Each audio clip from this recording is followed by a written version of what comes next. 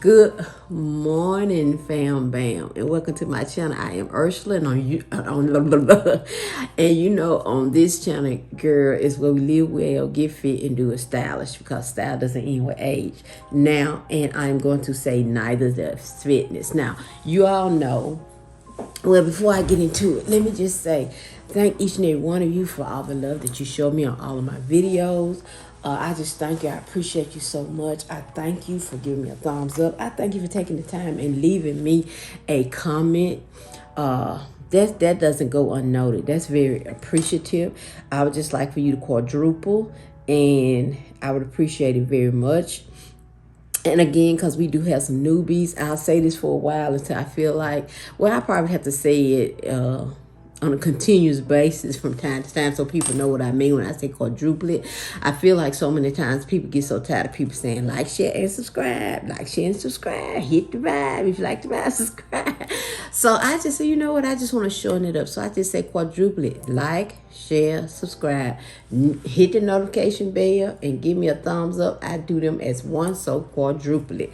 So now, with that being said, let's get off into this video. This video is a total different type of video, but this video, in my opinion, comes under the fit over video, because unless you are mentally, spiritually, and emotionally fit, the physical fitness doesn't matter. The physical fitness will wear off if you are not mentally, physically, emotionally, and spiritually fit. So today I want to come on here and talk about some things that I have been dealing with, especially with so much stuff going on and me not focusing on the things that are going on. I took the opportunity and the time to really kind of get off of social media. And what I mean by that is I had became such a avid TikTok watcher. And I'm going to tell you why. TikTok is full of information, not just for the little goofy stuff, for the little dances, but TikTok is full of information, good, bad, and the ugly.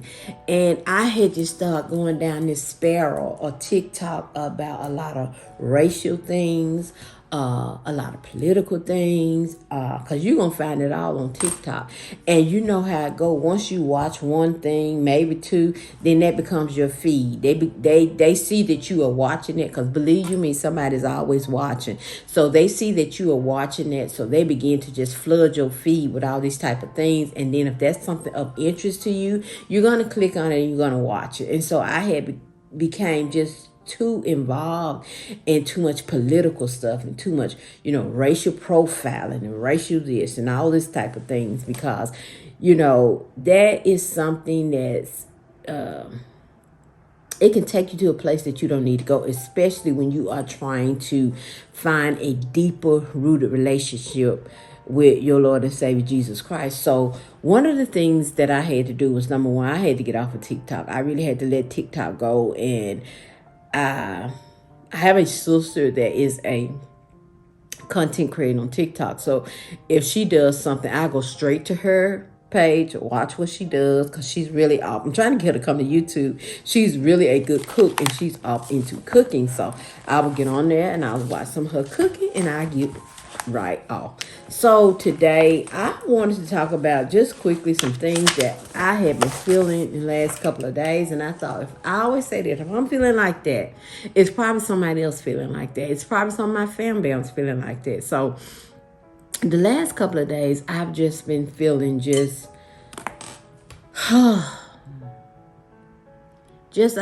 not myself.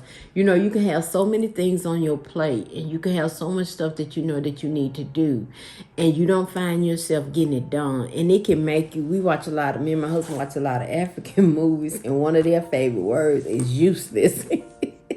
They'll call somebody useless in a minute. So some things, sometimes when you're not doing what you feel like you're supposed to be doing, or if things are not turning out like you want them to turn out, you can start feeling a little useless.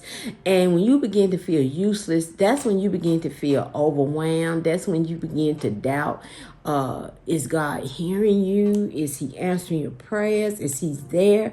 So in feeling like that, I came to the realization that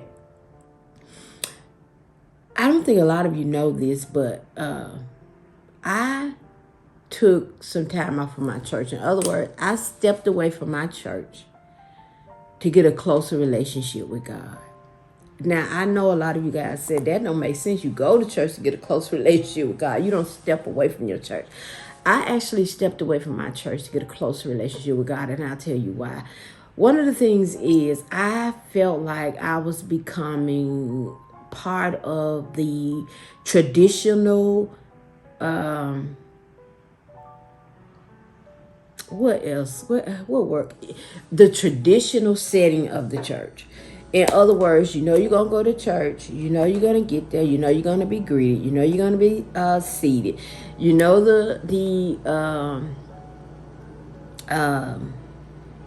praise team going to come up. They're going to sing too fast or a slow song. After that, the word going to come. You get the word, then you leave. And then you go back. And a lot of times, as believers in Christ, even though we get the word, we don't do anything with it. We get it for that moment. Like Jesus talked about the good ground, the foul ground, the stony ground. You get it for that moment, and then it just goes away. And then you are left in a situation where if you don't take that word and hide it in your heart, you just gotten some words. You went to church and you gotten some words, but the words that you've gotten, you're not doing anything with them, and you're not hiding them in your heart.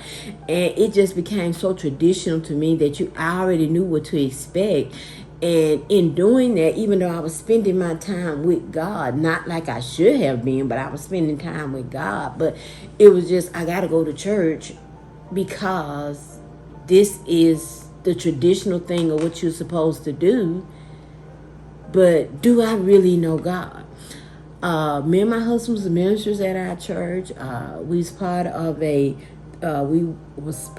team. Matter of fact, we part of the deliverance team. We was part of the deliverance team. Also, we was blessed. God saw fit for us to have a class, and we actually taught a class at church. And I would never, ever, ever, ever have anything bad to say about my church. About the things I've learned at my church, or about the opportunity that I got in my church. I really appreciate it. But me on the inside, sometimes when you are in positions like that, you begin to, how can I say it? You begin to, not really develop yourself in the fullness of God, because you get to a point where you just going like mechanically. I gotta do this, I gotta do this, go blah, blah, blah, blah, blah, blah, let me pray, let me play, let me try to read something. But you stay with the mechanicalism of the situation, of the what you have to do, the minister roles, or the team roles, or this roles. And that's nobody's fault but your own, because it's still up to you to have a relationship with God. But I sat down and I thought to myself, I said, you know what, God, I teach so much. I hear your voice, but I don't know you like I want to know you. Now, I know when you tell a lot of people, you don't know God, and people get misconstrued on what you're really saying, but I know God. I know God, but I don't know God like I want to know God. When I read, or I hear somebody talk about, or I just see something on Christian channel or anything like that, and when I hear certain stories about how people know God, and I know that I feel like it's a disconnect somewhat because of our Western mindset, because certain people in different regions, they know God a whole different way. They see God a whole different way. Over here in the Western region, we've just been taught so much. Number one, we've been taught so wrongly. We've been taught from a pulpit of a lot of ministers. If you would tell them, they would not believe. They are stuck in not only tradition, but they are stuck in a slavery mindset. They're stuck in things that they've been taught along the way that they haven't taken to God. I'm talking about really taking to God and try to find things out for themselves. So I want to find God for myself in a whole different way.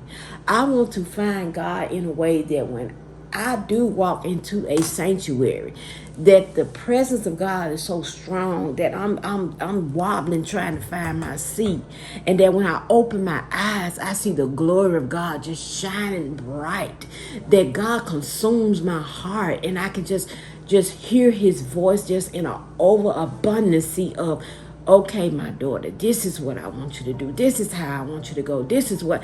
And we have I always tell my husband like this. A lot of thing is we believe God up here, but it's a disconnect from here to here. And to get God from here to here, you literally got to do some things. You literally got to take some steps. You literally got to sit in that for a moment. You got to be honest with yourself. You can't, tell people how you doing, blessed and highly favored. But then you got to ask yourself, do you really feel that in your heart? Because if you feel that in your heart, it's certain things you would not accept. It's certain things when people tell you, but say no, because I am blessed and because I am highly favored, this is unacceptable. This is not what God has for me. And I realize for myself that I do not know God as my daddy. I know him as my father. And to me, people say, well, that's the same. No, to me, it's not the same. To me, father is something that's just above daddy. Father is something like, you're my father. You watch over the universe. You watch over, but daddy is personal. Daddy is, I told my husband, I remember when he was in college and his dad was a sharecropper. He worked on, the field. And he worked in a hot sun in Mississippi. And he had given us a car. And the car he had given us, something was wrong. It wasn't running. He used to be in that field like at 4 a.m. And he would work from like 4 to 6 in that hot sun all day. That particular day, he got off that tractor. His stepson, drove him 3 hours to where we were. He worked on that car till that car was fixed. Got back in, went 3 hours back, probably slept maybe 2-3 hours and was back in that sun. That's a daddy. See, I never experienced that. Me and my dad did not have that relationship. So I realized that I was seeing God in a way that when people say dad, it wasn't that personal to me. I could see him as my father. But as my daddy, somebody that would come rescue me, somebody that I could call on, somebody. See, I never experienced that. Me and my dad didn't have that type of relationship. So I don't know what a daddy-daughter relationship is really like. Yes, my husband is a wonderful father to my children. He is, one thing about my husband is a very strong individual. He protects his kids. He loves his kids. He provides for his kids.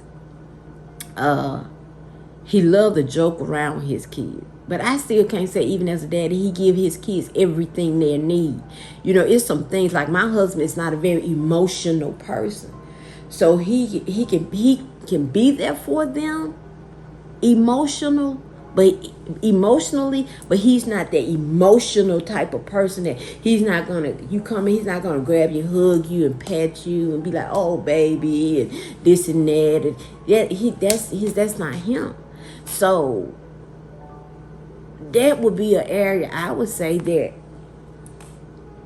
my children probably will have to find out, okay, Father, Daddy God, I need you to show me an emotional part of it. You know what I mean? So anyway, I just want to get on here for a second and encourage you guys that get to know God as your daddy.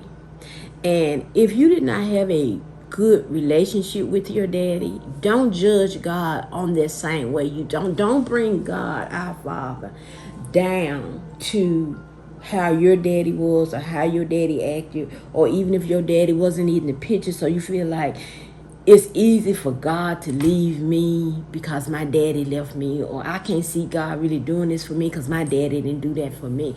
And I think I don't want this to come off wrong, because I know some people say, oh no, I know God, my dad, I know. Really, no. Really, because when I tell you I love God, God know I love him. I know he is my provider. I know he is these things. But I want to know him as my daddy. Just daddy God. That's so personal to me. And that's something that I have not experienced because I was just on the mechanical goal. So some of the things that I am doing, I am learning to go back. Sometimes you have to go back. So I'm asking myself, do I truly see God trustworthy? Do I truly, truly trust God? Or has the trust that I have for God got tainted through my own insecurities and my own limited beliefs? So I'm going back and building a different trust relationship with God through learning God as my daddy. I am surrendering things that, unbeknown to me, that I was holding on to because I didn't trust God with them.